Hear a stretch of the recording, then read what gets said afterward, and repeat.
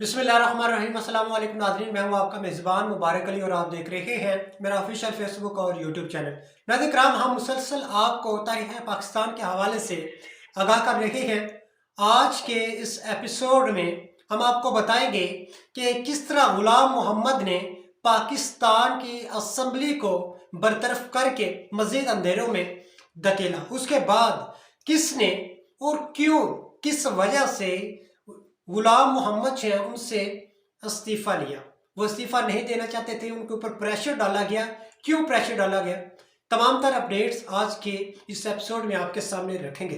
अगर अभी तक आपने हमारे चैनल को सब्सक्राइब नहीं किया तो चैनल को सब्सक्राइब कर लीजिए, ताकि हमारी हर नई आने वाली वीडियो आपको बर वक्त नोटिफिकेशन में मिल सके। नाज़रीन कराम, जो गुलाम मोहम्मद हैं, इन्होंने पाकिस्तान को एक अंधेरी कब्र में बंद किया, एक बंद कोठे में इन्होंने बंद किया।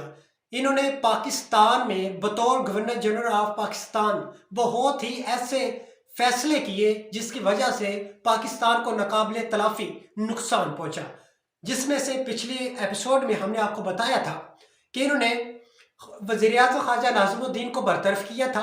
उसके बाद जो army chief general Ayub Khan थे, उनको इन्होंने पाकिस्तान का वजीर दिफा बना दिया और इस तरह जो फौज है उसके बूट पॉलिश जो है वो किए गए। ये पिछले एपिसोड में आपको बताया था। एक और इन्होंने भयानक जो एक बदतरीन फैसला किया है जिसकी वजह से पाकिस्तान जो है एक अंधेरी कब्र में चला गया। वो ये है कि 1954 में अभी तक पाकिस्तान जो है वो तरक्की की राह पर गामजन नहीं हुआ था। पहले कायद आज़म की डेथ होगी, उसके बाद लियाकत अली खान की डेथ होगी, और उसके बाद मतलब ये तमाम तर जो पाकिस्तान का अपना आइन भी नहीं था कि ये तमाम सिलसिला जो है चल रहा है कि गवर्नर जनरल गुलाम मोहम्मद साहब ने पाकिस्तान की असम्बली को बरतरफ कर दिया, पाकिस्तान की असम्बली को ही घर भेज दिया। ये असम्बली जो है पाकिस्तान के पहले आइन को तश्कील दे रही थी, चूंकि पाकिस्तान में 1935 वाला जो आइन है वो चल रहा था। उसके बाद जो पाकिस्तान को जमहूरियत की पटरी पर चलाने के लिए मौलवी तमीज़ुद्दीन ने जो एक कदम उठाया था, लेकिन उनको भी प्रेशराइज किया गया, लेकिन वो बाज ना आए। और वो ये उन्होंने जो जनरल गुलाम मोहम्मद हैं गवर्नर जनरल, उनके इस फैसले को कल अदम करार देने के लिए उन्होंने सिंध हाई कोर्ट से रुजू किया कि आप उनके इस फैसले को मुस्तरद करें।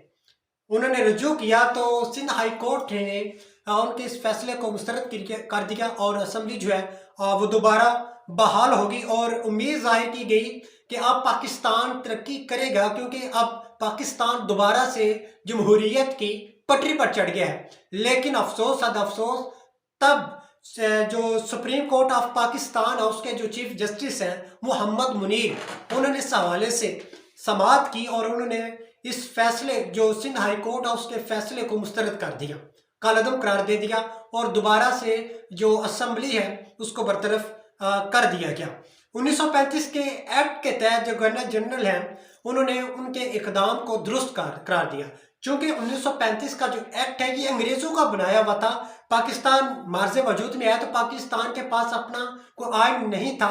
उस आइन को मद्देनजर रखते, उस आइन के एक्ट को मद्देनजर रखते हुए उन्होंने कहा कि गवर्नर जनरल गुलाम मोहम्मद साहब ने जो फैसला किया है ये ठीक किया है, लिहाजा जो असम्बली है उसको बरतरफ किया जाता है। और यही तमाम तर जो सिलसिला है चल रहा था। इसी दौरान जो गवर्नर जनरल है गुलाम मोहम्मद वो बीमार हो जाते हैं, लेकिन बीमार हैं, फालज के वो मरीज थे, लेकिन इसके बावजूद उन्होंने अपनी कुर्सी को ना छेड़ा, अपनी कुर्सी के साथ वो चिपटे रहे।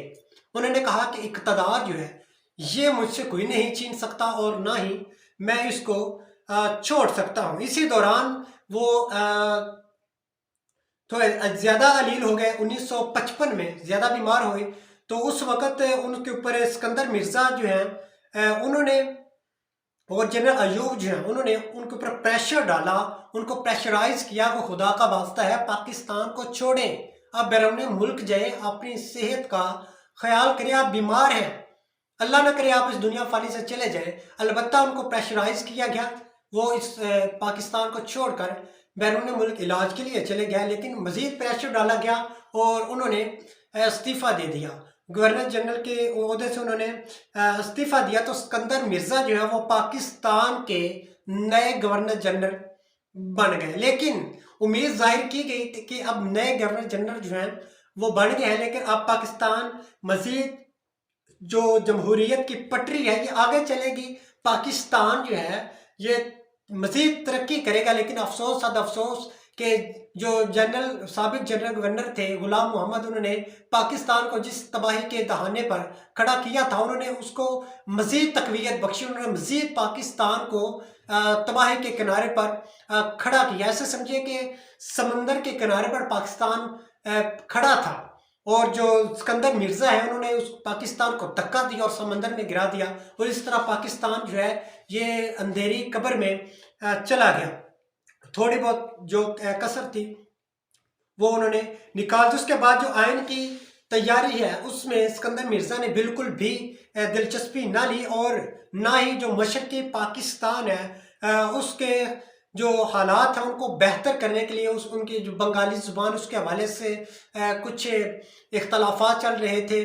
اس کے بعد جو مشرقی پاکستان ہے اس کے علیحدگی کے حوالے سے کچھ جو تحریکیں ہیں وہ بھی اٹھ کھڑی ہوئی، ان کو بھی انہوں نے بالکل بھی نہ روکا، اور نہ ہی اس حوالے سے انہوں نے کوئی اقدام کیے اور نہ کوئی ایسا بیان دیا، جس کی وجہ سے یہ تمام تر جو حالات ہیں وہ پاکستان کے مشکل سے مشکل تر ہوتے گئے۔ مزے کی بات ہے کہ اسکندر مرزا جو ہیں ان کا تعلق بھی مشرقی پاکستان سے ہی تھا۔ تمام تر جو اس کے آگے اپڈیٹس ہیں وہ آنے والے آپ کے ایپیسوڈ میں آپ کے سامنے رکھیں گے۔ اس حوالے سے اپنی قیمتی رائے سے کمنٹ باکس میں ضرور آگاہ کیجیے گا۔ اسی کے ساتھ دیجیے اجازت، ملتے ہیں اگلے ایپیسوڈ میں، تب تک اپنے اور اپنے ساتھ جڑے پیاروں کا خیال رکھیے گا۔ اللہ حافظ۔